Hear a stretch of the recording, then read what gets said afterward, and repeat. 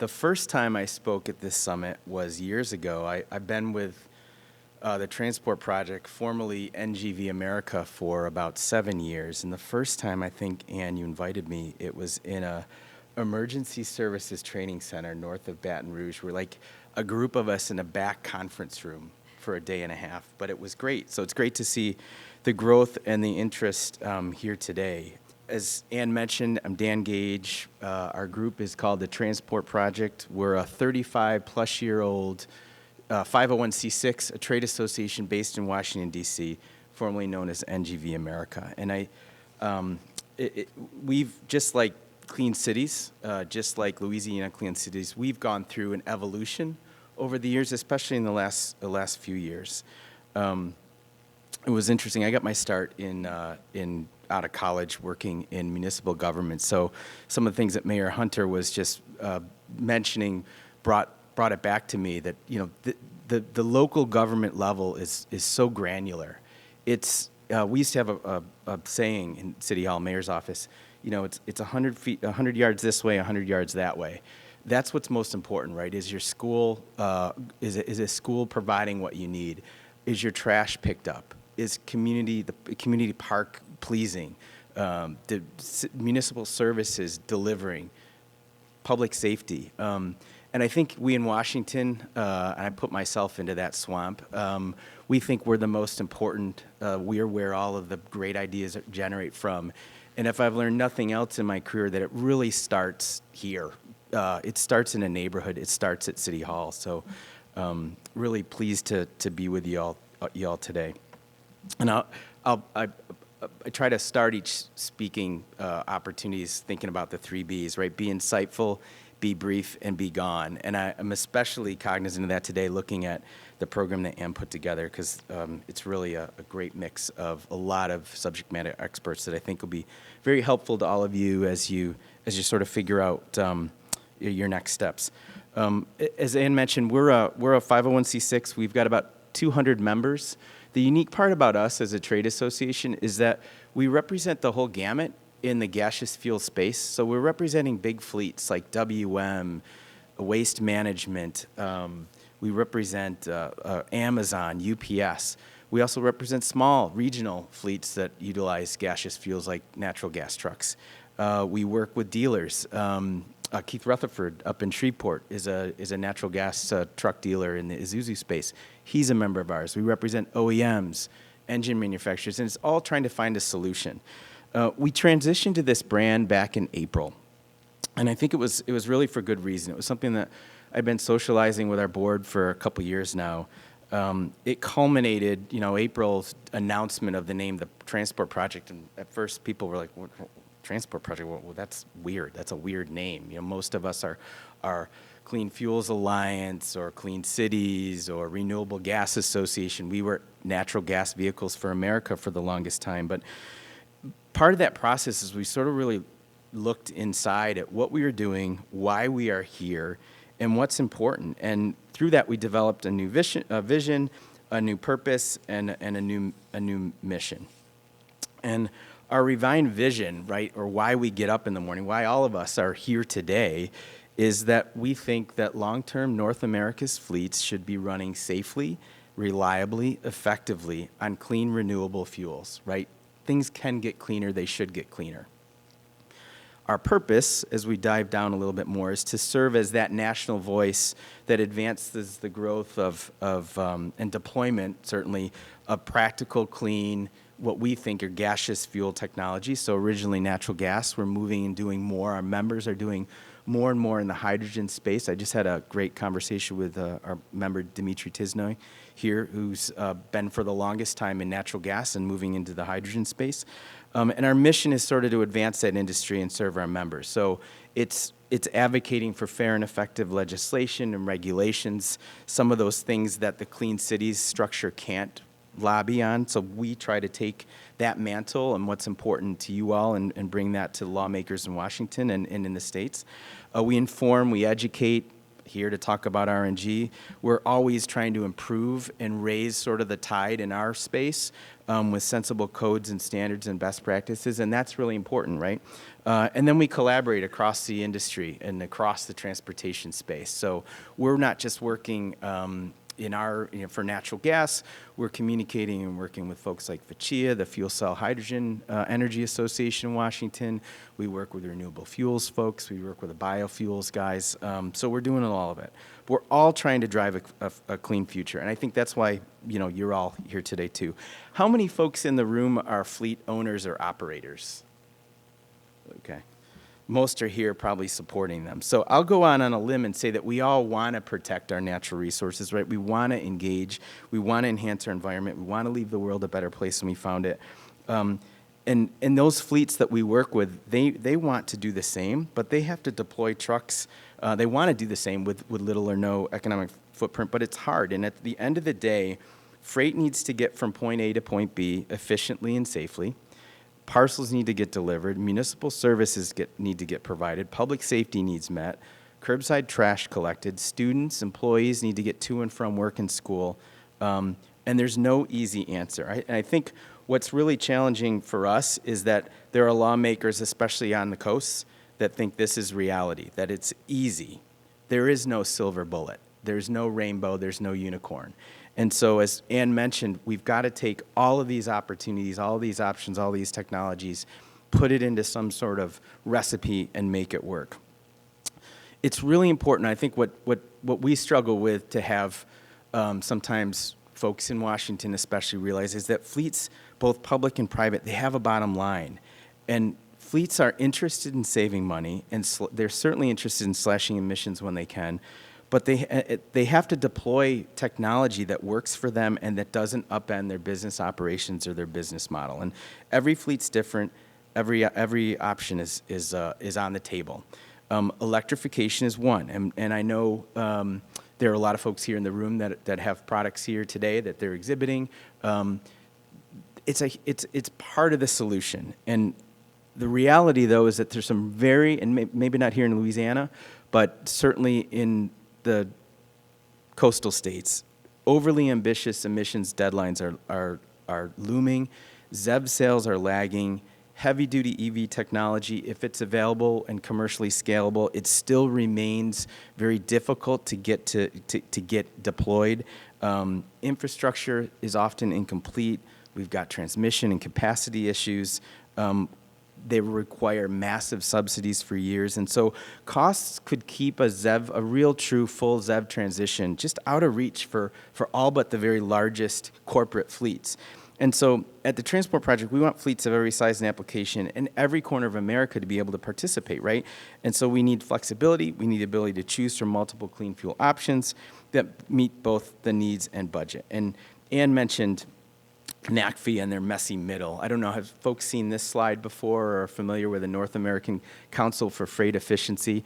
But I stole this slide from my good friend Dave Schaller there. He put it together. And this just shows you all of the different options that are in play right now, both in traditional petroleum, electrics, liquids, and gaseous options. That's a lot of opportunity. Now, the leader of NACFE has coined this the messy middle, and I don't particularly like that. I mean, life is messy. But when you say there's a messy middle, it's almost suggesting that we can't figure it all out yet, but there's a clear end goal that's certainly attainable. I think there's a clear end goal, but I think we're all going to reach it at different times and in different ways. And so it's a project, right? And to circle back on the name, that's why, we see what we want, but it's an ending project. It's a transport project, and thus that's our name. But I think this we can't mandate that one option here on this story or on this slide is going to work for everyone. I like stories. I like analogies, and so when we talk to legislators or policymakers, and I know you do in Baton Rouge all the time, they're often distracted. You need to be able to recite and be relevant and relatable in a short time frame, memorable, maybe 30 seconds in a hallway. So I sort of equate this to this clean transport transition to a round of golf. And I like golf. I wouldn't say I'm a great golfer, but I think we all know the saying, a good walk spoiled. And, golf in concept, if you think about it, is a really simple game. You use a block at the end of a stick to hit a small ball into a hole way, way off into the distance. And most players carry multiple tools, those are our sticks, our clubs, right, in a bag to achieve that objective. And the winner gets there, you win the game, right, by expending the least amount of energy. So meaning the fewest number of shots or fewest number of swings that we take. And it's not necessarily a race, although some foursomes, right, play a lot faster than others. But we all have that same group objective. We're just trying to get that ball into the hole. For some of us, it takes a little more time. But, right, skill and talent, hard work, vision, and certainly the equipment, the club that we choose, all impact that overall result. So for you golfers in the room, can you imagine carrying that bag full of expensive gear? And I have a brother and a dad and a mom, too, who are like golf fanatics. So they're always buying new equipment. They spend a lot of their expendable income on new clubs. But drivers, irons, hybrids, wedges, putter, all those clubs, they all work for different distances, lies, positions, and maybe a short-term objective, right? Like we can't quite get to the hole, so we've got to just knock it from the rough, maybe back onto the fairway. But the objective's the same, to get from the tee box to the green. But if you were told you could only use a putter, how many swings would that take you, right? How much wasted time and energy would you use all to reach that hole? And I think that's where the path, that's what we fight against, both in some state capitals and certainly in Washington, is this idea that it's a one-size-fits-all solution, and that it's the same thing for golf, right? If we required everyone to use a single club, maybe that club is great, and a putter, right? You wouldn't really want to use anything else for precision for that short distance. But when you need something longer, when you need some heft, you need to be able to operate the most efficiently in order to win, and that might be a driver. So for those fleets where electric doesn't quite work yet, they don't have a lot of incentive to deploy anything else, especially if there's that mandate. And that's what we're seeing, certainly in the coastal states, is East Coast, West Coast, is this problem. We're seeing a lack of doing anything and a sitting on hands, and so they continue to run the same older, dirtier vehicles, and they don't do anything differently. My wife and I have 3 daughters. Anna and I were just talking about that. Her son just graduated. Congratulations. 1 daughter's in college, 2 are on the way. And, you know, the older they get, the more cognizant we are about investments we made, or probably more precisely didn't make, as a couple multiple years ago, 20 years ago. But I think back to, what if we just put an extra $100 or $200 a month into an account and didn't touch it? Where would those savings be today, right? Where would they grow? And I think the same is true for clean fuels and clean fleets. And that's why it's so important that these early investments we made today in anything cleaner than what's on the road, those gains get compounded and they multiply, and that we have greater success later on. So I'm here on behalf of the Transport Project, our natural gas foundation, so I'd be remiss if I didn't give you a little pitch about gaseous fuel technologies. And since we're here in this great venue with a casino, why bet on RNG? And for one, commercial fleets of all sizes, they can, in spaces, they can achieve a carbon negative outcome today deploying natural gas trucks with renewable natural gas. And I think that's really an interesting part of it. When you think natural gas, and here we are, right, Louisiana is the 3rd largest conventional natural gas producing state. But natural gas, it's not just a transition fuel, and that's the other reason I hate that term messy middle. Like, they assume that all this stuff in the middle is okay for today, but at the end, there's this reachable goal that's going to be single technology. We think it's a fuel that's in transition. And if you look at this slide here, last year, 79% of all natural gas motor fuel that was dispensed nationwide was dispensed from a renewable source. And in California, because of the programs and some mandates, that figure is closer to 100%. I think last year it was 97%. But RNG use as nationwide as an on-road motor fuel, it grew 192% over the last 5 years. Why is that important? Because when you take all of that fuel in the mix, you can see just how low in terms of carbon intensity it is. California does a great job because of its low carbon fuel standard program, where it measures every pathway. Every clean fuel that's coming into their system is scored and given a carbon intensity score. And if you look at this, you can see for the fourth consecutive year, California fleets that are in California, right, or running trucks in California, in-state bio-CNG were carbon negative for 2023. That's based, and last year they had an annual carbon intensity score of negative 126 grams of CO2 equivalent per megajoule. 126. And so that makes CNG, bio-CNG in the state, the lowest carbon intensity of any clean fuel option. So if you are a fleet that has very, very aggressive goals in terms of climate, if you're a fleet that has a lot of pressure from outside investor relations, to get cleaner, natural gas and renewable natural gas specifically provides you a great opportunity because it offsets other more carbon intensive parts of your operation. I love this slide because it shows that while natural gas, I would love for the total percentage or volume to be closer to 20 or 25 or even 30, 40% of all motor fuel in California. But the reality was last year it was only 5%. Just over 5% of all on-road alternative fuel was natural gas, renewable natural gas in this case. But it generated 20% of all the carbon dioxide equivalent emissions reduction credits in the state. So that really packs a huge punch. And you can see California, as pro-electric and as advanced in their deployment of electric as it is, and we're on par with what electric was able to achieve in the state. Again, it was about 5%, and it generated about 18, 19% of all credits in the state in that program. So biomethane, when it's sourced from dairy digesters especially, but wastewater treatment plants, commercial food waste facilities, ag operations, it provides really one of the most affordable and proven solutions in terms of decarbonizing. Our friends at Argonne National Lab, I stole this slide from Marianne Mintz, and you probably work really well with Marianne. But this is just to show how since 2010 you can see where RNG ranks, but where all those other clean fuels are in terms of carbon intensity over the years since 2010. We're getting better, and there are lots of options out there. CNG vehicles are proven, they're available, they're mature. We're really excited because Cummins is now going to be producing the 15-liter X15N is a trademark engine.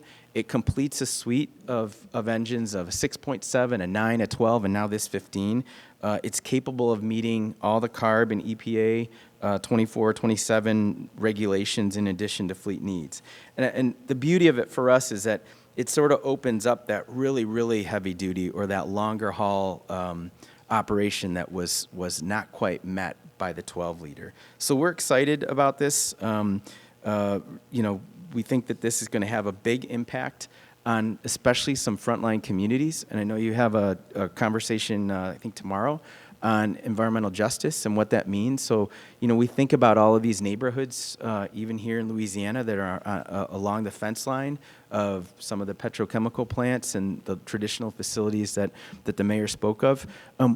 If we just had options and we just deploy those options that were cost effective and available today, we could substantially reduce the amount of some of the carbon, amount of NOx, amount of SOx, particulate matter that those fence line communities have to face. So lastly, I'd just say too, one of the unique parts about getting there is in the OEMs, and I think you'll hear from some of them, they've done some really, really impressive work over the last several years on research and development to get electric, to get some hydrogen vehicles on the road. And if you had the opportunity to go to Vegas and go to the ACT Expo, you were able to ride and drive in some of them. Really, really impressive technology. We still got to fuel them. We still got to charge them. And for us, we can always get bigger, but we have a network of 1,600 stations coast to coast nationwide. Natural gas provides a really, really great long-term motor fuel cost. It's helpful when you're projecting out as a fleet what your motor fuel costs are going to be. It doesn't have all that volatility. It's typically about $1.50 less than traditional diesel, and that's before the 50-cent per gallon alternative fuel tax credit by the federal government. So our argument is, why not take that early win, right? Why not use some of the technologies like natural gas? And our vehicle value proposition, I think, is really, really simple. You can take a waste, you can reimagine waste. Right now, it is a liability in most communities, whether it's ag waste or wastewater or food waste, especially if you're a town that has a lot of institutional facilities like colleges and universities. There's a lot of food waste. You can capture that waste and you can turn it into a green energy asset. And one of the biggest opportunities to impact the planet is, well, first of all, you're not allowing that methane as all that waste decomposes to go up into the atmosphere, but you're repurposing and displacing something that's a little bit far more carbon intensive. Clean air, GHG emission benefits, and we have I think the impact, if we deploy these trucks today, can have a real impact going into the future. So I know over the next couple days, you'll be presented with a lot of information, a lot of multiple clean energy, clean transportation options. Don't view those options as just one over the other or one better than the other. See through it today as a lens of how all these technologies deployed can really come together. We can have a growing climate, clean air impact for all of us today and tomorrow, working together, so we can get to zero. Enjoy the rest of the day. Thank you, Ann, for stick my slide up there with my contact. If you are in Washington, if you're in this space, if you want to learn more about not just RNG, but gaseous fuels, please reach out to us. We are happy to work with any organization, company, and we do have a really long working relationship with the Clean Fuels, Clean Communities Coalition, so we welcome that and want to continue. Thank you.